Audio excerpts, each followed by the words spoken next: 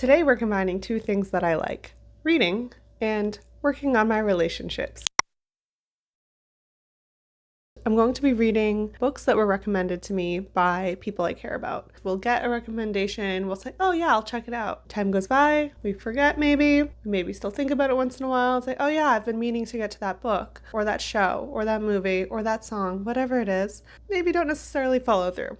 Today we're rectifying it. So I've rounded up a few recent recommendations from people in my life. Starting off, we have Never Lie by Freida McFadden. This was recommended to me from a friend. She said she happened to read it recently, that she read it really quickly, and that it's a mystery thriller. That's pretty much it. Second, we have Invincible, which was actually made into a show. So I did watch the first season of it.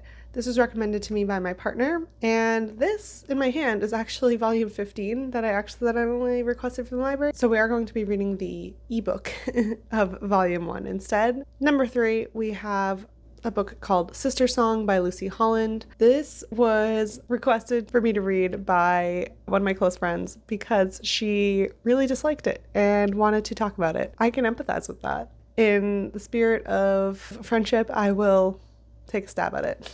Next, we have A Lady Awakened by Cecilia Grant. This was recommended when I told a friend that I was on the hunt for a good romance, and she said, are you okay with spice? You should read A Lady Awakened by Cecilia Grant. And then the last but not least, I have A Pilot's Wife by Anita, Shreve. This was recommended by my mother, and she actually just mentioned it in passing. She doesn't really hype up books too often, so when she mentioned that this was one of her favorites from a long time ago, so I'm going to read the first chapter of each, let you know how it goes.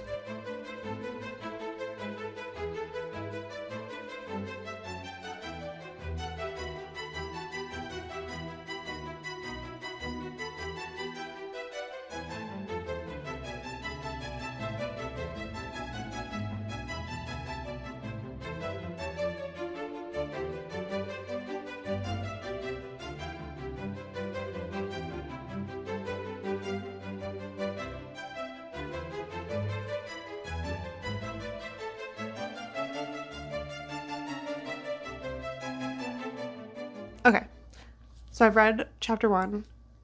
We are following what looks like 3 sisters. We start off with the perspective of Keen, and it is in first person, and then it looks like it jumps in the next chapter to another sister named Riva, and that's also in first person. So I'm not sure how I'm gonna like that. They are the children of the king and queen. It seems like there's a lot of religious undertones, or I should say overtones, of this book. They're in Britain, spelled Briton, and their mother is Roman, and their father is British.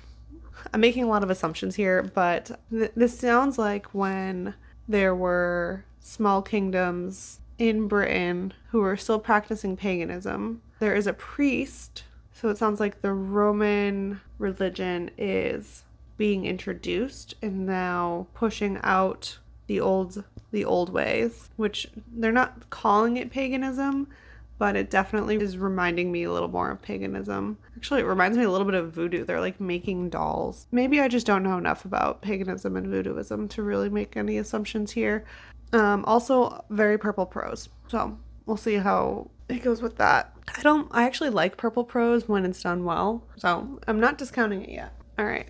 Next, we have Never Lie, but I will be listening to the audio because I have to actually start getting ready for work, like 10 minutes ago.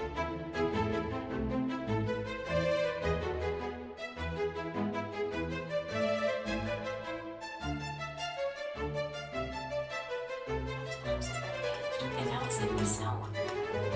I want to tell Ethan that I love the house as much as he does. And when Judy arrives, we light upstairs. Once again, I shivered. Maybe this will all work out. Fine, I say. Let's walk. Chapter 2. Oh my god, it's so cold.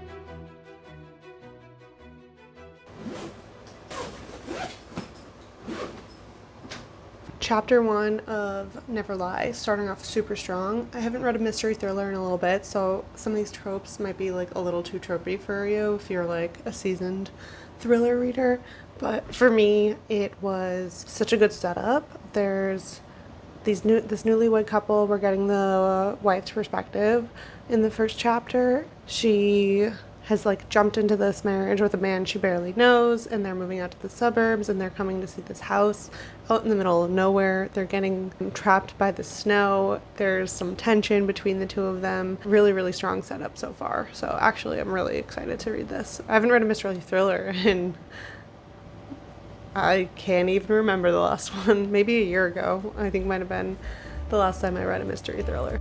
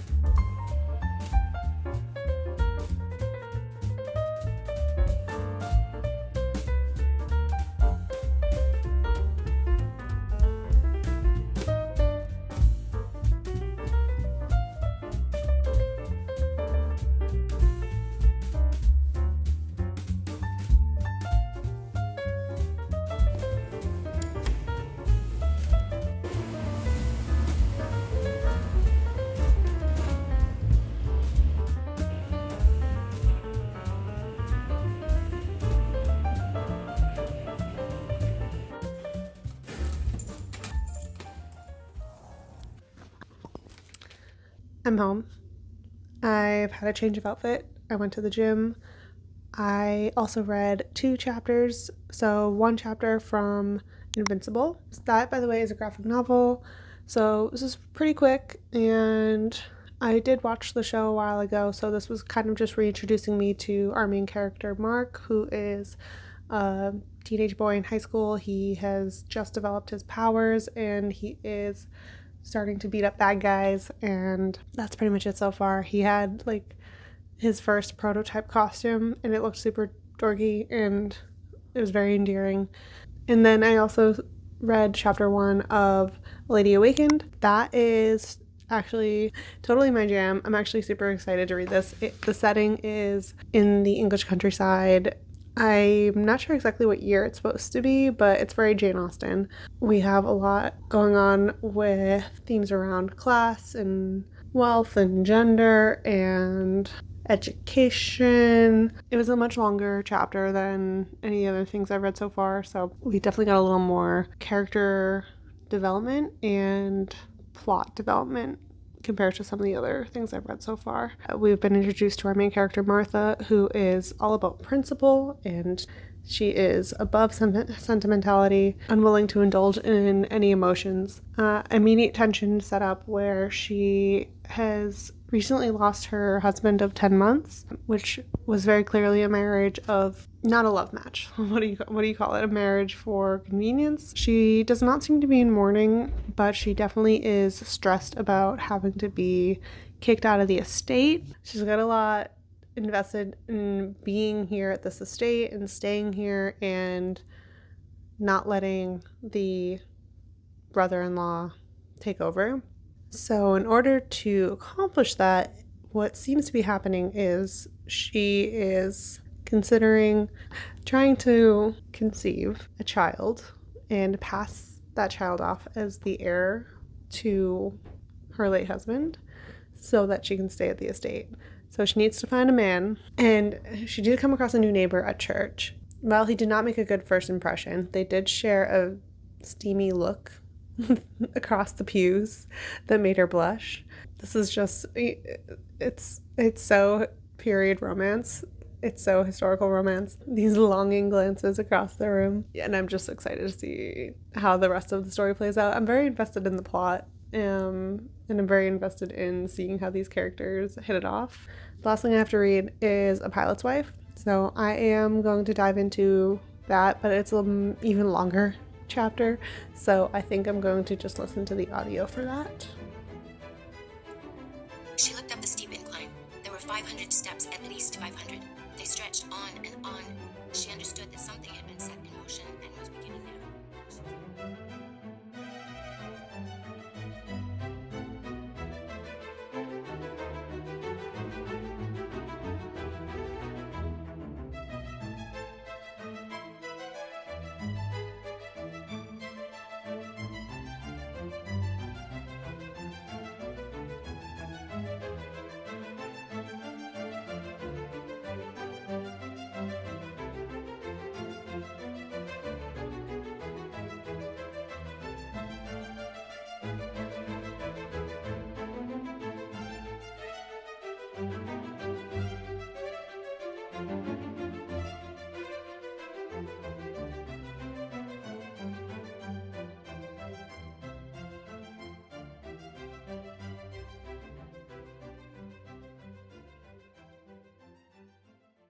Chapter 1 was a little bit a little bit emotional to read through. It is about a woman who loses her husband suddenly in a plane crash, basically. It was a little tough to get through that first chapter. You're really living in that main character's head where you're seeing her reflect, you're seeing her kind of her think about sort of what if situations. You're seeing her really just go into shock in this first chapter when she gets the news, and that's a little tough to read.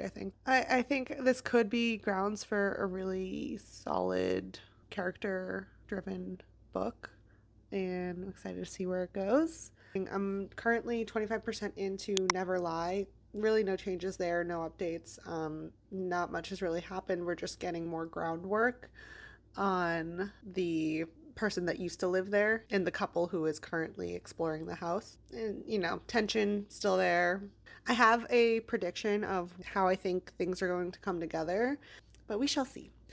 And then I am further into Sistersong, which I'm actually liking way better than I thought. I thought it was the same author from a really bad book I had read before, and the style of prose is pretty similar, but actually it's somebody with a very similar name. And I will say the writing's much better. I actually am kind of liking this world building. It is taking place in what I'm assuming is like the year 500 in southern England, like old Britain. I was doing some research on Wikipedia, Wikipedia research as one does. And actually one of these characters, this antagonist character, his name is Gildas, was actually a real person. He was a monk. He basically went through this area of what used to be Wales and Ireland, converted a lot of the people there to Christianity and developed churches and things like that. So I'm going to be out and about over the next few days. We have beach, we have some camping. I am going to bring books with me. I haven't decided which ones. I think I'm going to stick with Sistersong for a bit because I think I'll lose kind of track of what's going on. There's a lot of moving pieces with the three main characters, the three sisters. We're getting introduced to a couple important side characters. There's just things happening. I'm about page 100 right now. Yeah, and I'll share some of that and let you know how it goes. All right.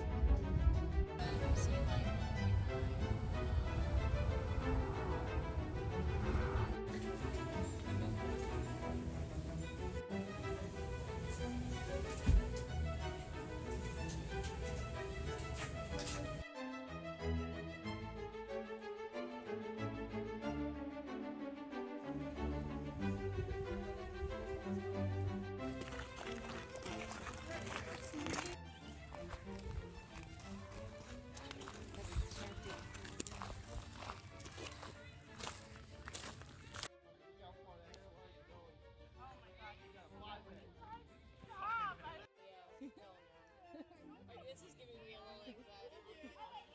Yeah. Borderline.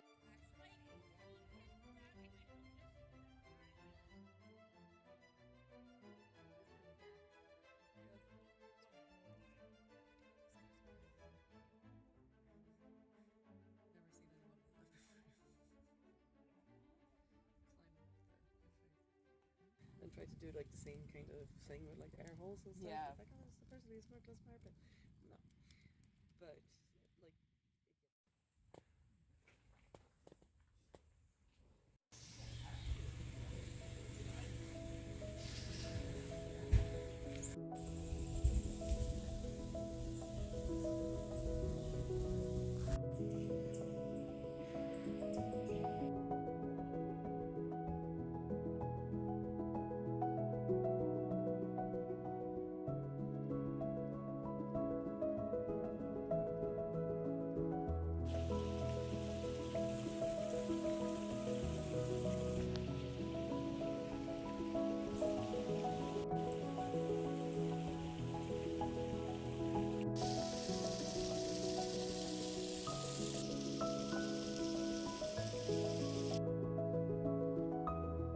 So I'm back from my camping adventure. We did 2 hikes on this trip, and both were basically this perfect balance of challenging and really beautiful scenery.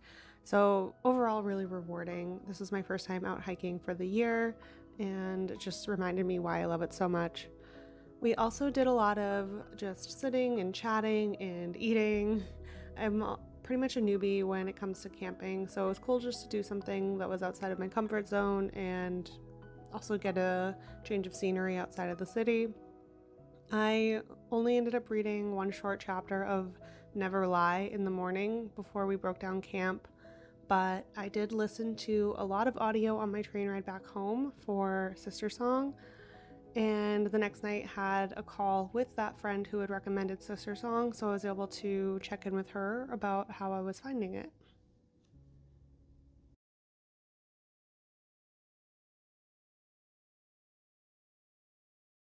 Hello. I'm good. How are you? I started reading that book that you wanted me to commiserate on with you. Yeah. I'm like halfway through it. Given the expectations that I had going in, I'm like actually enjoying it. The bar was set low, and I keep looking for the things that I think you would not like. Okay. Is it mostly plot that you had the issue with, or because at first I wasn't liking the writing, but I kind of am like fine with it now. Yeah. Like it starts out way too flowery. And then it kind of like gets into things happening. It's like, okay, now we're at least getting some plot with the fluff. Okay. I'll let you know when I get to the questionable ending. The one thing I actually thought was really interesting because I was trying to figure out where it was set. I was like looking into it, and it's all real pretty much. Like it's all medieval England area. Well, England and Wales, I think. Yeah, so that was cool. And I like Gildas was like the antagonist in the book, but he was like a real person. Have you heard of him before you read the book? Mm. Well, I thought it was interesting because when I was reading the Wikipedia, it was like just referencing him as this person that, went and brought Christianity and built churches and like documented like that's where we got a lot of the history from, was from his record keeping, from just based on the Wikipedia page that I which was probably much less in depth than your class. Mm, right. That makes sense. Yeah, it was just interesting to see it like kind of like recast in like that like fictional emotional lens. But like you said, yeah, it's probably like a lot of creative license as well. Well, that was like there's another book that was pretty recently published that it's called The Ministry of Time. So the person that they take from history in the book is somebody that actually existed, and then they bring him into this book and just make him part of make him the love interest in this character that has a whole personality and everything. And I guess some people were put off by it being like fictionalizing somebody who was real, thinking it's unethical. I don't have any like knee jerk reaction that seems unethical to me, but I'd be interested to hear that perspective. I would not want to live with a man from 1845.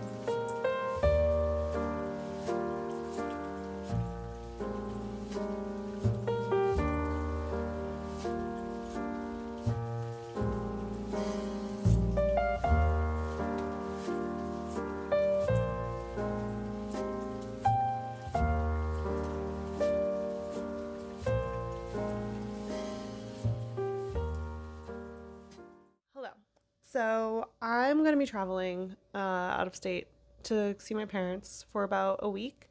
In that time span, I hope to be getting quite a bit of reading done. So I just wanted to check in with where we're at with some of these books. I didn't really make any progress on Invincible yet. I'm still about 25% in. Not a lot to say. I haven't read a graphic novel in a while, so I'm just enjoying that reading experience. It won't take me very long to finish once I do finally sit down to do that. And then for the rest of the books, I am at a point in the books where I have a tendency to nitpick and maybe complain a little bit and usually lose momentum, not gonna lie. I'm in that like mid to like 50 to 75% area for most of these. That can often be a sticking point for me. Where do I want to start? I haven't talked yet a lot about The Pilot's Wife. That one I'm still a little earlier on in. I think I'm just about before the 50% mark. I like that it's more character driven. I think that seems to be the strength of the novel. I'm really intrigued by this one character who seems to be maybe a potential male love interest. He came to the house to give them the news, and he works for the airline, but he ended up staying to help them like make tea and call their family and protect them from the press as well. That was an element that kind of continues to surprise me. The press is being really aggressive and trying to take pictures of the family and get comments from the family. And it seems a little odd to me because this is going on for weeks where the press is just surrounding her house and like being really aggressive, like paparazzi would be with celebrities. So this came out in 1998, and I understand that the news cycle was a little slower at that point. And I don't know how much a plane crash would take over in the news. Maybe I'm lacking some context here, but it seems a little bit far-fetched. But it does make for a good reason for this man to kind of stick around. He stays at a hotel in town, and he's just been a very big support role in this process for our main character.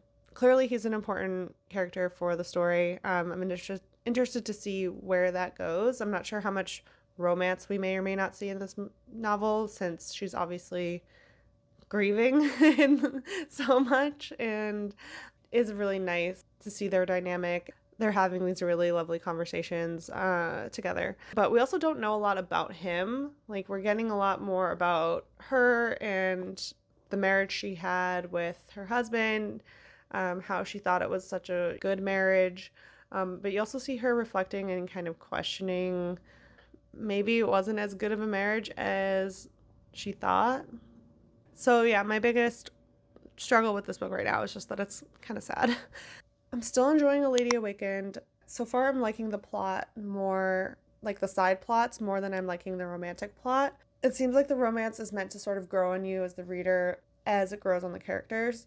They're kind of like this friend with benefits situation, friend with benefits to lovers, maybe, question mark. I'm almost halfway through the book, and the spicy scenes are kind of a little bit bland, and that is mostly due to the lack of emotional intimacy that is involved, particularly on the side of the female lead.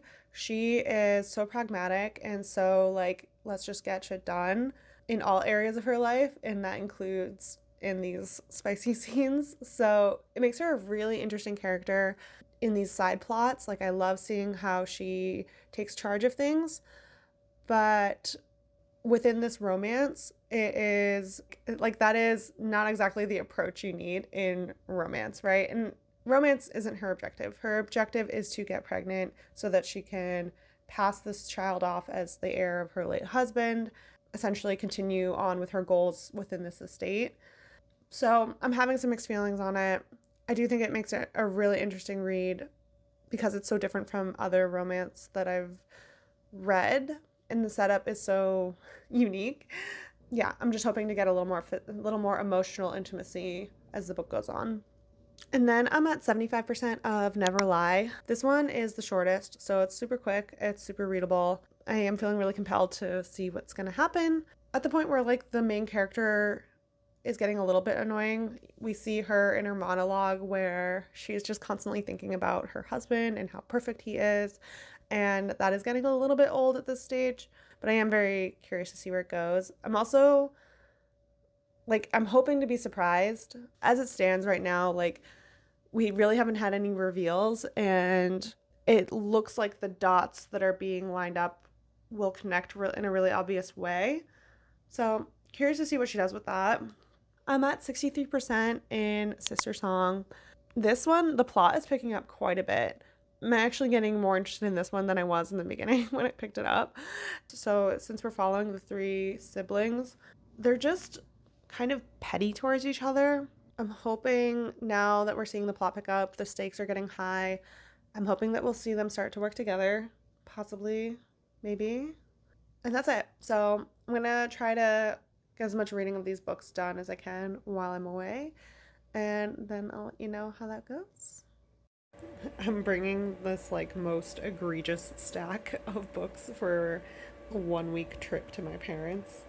We have 2 books for the vlog and then one not, all from the library, not even my own.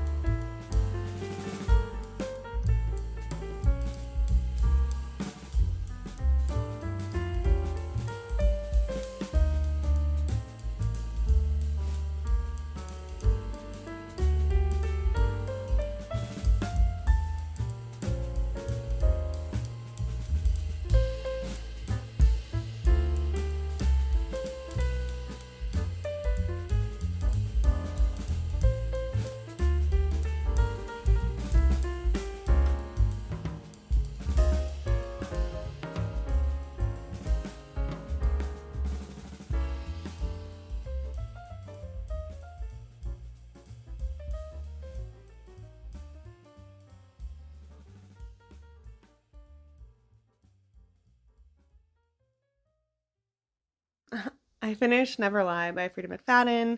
I found this to be exactly what I wanted from a thriller. I don't read thrillers too often, so if you do, you may have more critiques than I did. But for me, it was a lovely setting in this beautiful estate home where murders may or may not have happened. Everything came together in the end. They gave all the information you needed to know, and everything was tidied up. Happy with that.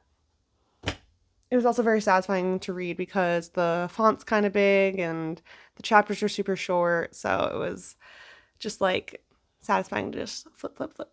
I have no other plans for today. This is like my one free day while I'm at my parents' house, so I have no work and I have no social plans whatsoever. So I'm gonna see how much reading I can get done.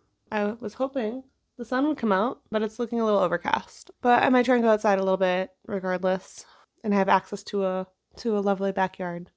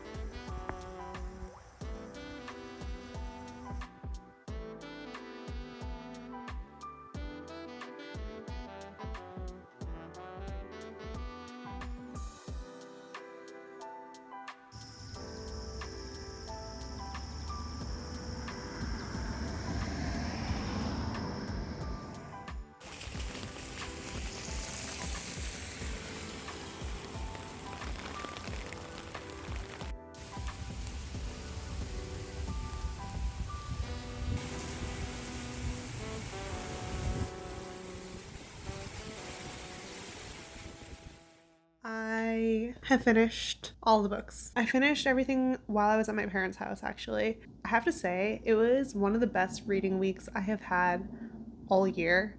I was really able to like get fully into the books I was reading, especially interesting since they're so different from each other. Usually I'm in a very particular genre mood at any given point, but that week I was just so excited to read all of the different books. I got a lot of reading done too, and it was just a good vibes, good vibes. Never lie. This one actually surprised me. I thought that I knew what was going on and I fell for all the red herrings. Overall, there was some payoff in the end. I found like one of the characters slightly compelling. There's a psychiatrist who is just really cold and unempathetic towards her patients. Yeah, everyone was deranged. There wasn't really anything explored thematically, so there wasn't anything memorable about it, to be honest. Other than that, it was just a fun time.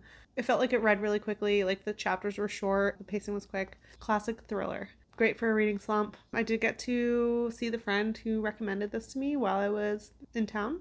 It was definitely good for getting some momentum in the beginning of the week, I think. I was really motivated once I finished this, for sure. A Lady Awakened.